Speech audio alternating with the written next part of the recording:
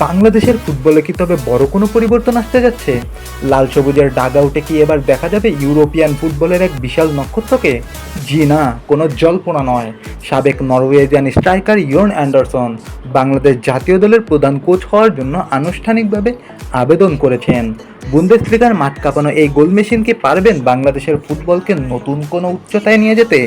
কে এই অ্যান্ডারসন, আর কেনই বা তিনি বাংলাদেশের কোচ হতে আগ্রহী? চলুন জেনে নেই বিস্তারিত। ইয়র্ন অ্যান্ডারসন কোনো সাধারণ নাম নয়। তিনি বুন্দেসলিগার ইতিহাসে প্রথম বিদেশি খেলোয়াড় হিসেবে সর্বোচ্চ গোলদাতার রেকর্ড গড়েছিলেন। খেলোয়াড় হিসেবে যতটা সফল, কোচ হিসেবেও তার ঝুলিতে আছে কয়েক দশকের অভিজ্ঞতা।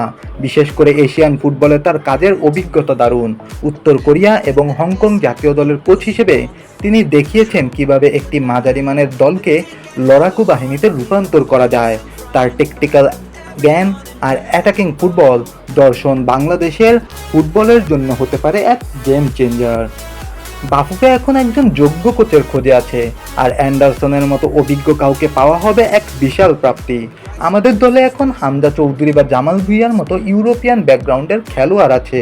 অ্যান্ডারসনের অধীনে তারা যদি সঠিক দিক নির্দেশনা পায়, তবে সাফের শ্রেষ্ঠত্ব ধরে রাখা কিংবা এশিয়ান পর্যায়ে ভালো করা এখন আর অসম্ভব কোনো স্বপ্ন নয়। নরওয়েজিয়ান এই বস কি পারবেন বাংলার বাঘদের ইউরোপিয়ান স্টাইলে গর্জন শেখাতে? আপনার কি মনে হয়, ইয়র্ন অ্যান্ডারসন কি বাংলাদেশের ফুটবলের জন্য সঠিক পছন্দ? বাফুফের কি উচিত এই কিংবদন্তিকে নিয়োগ দেওয়া?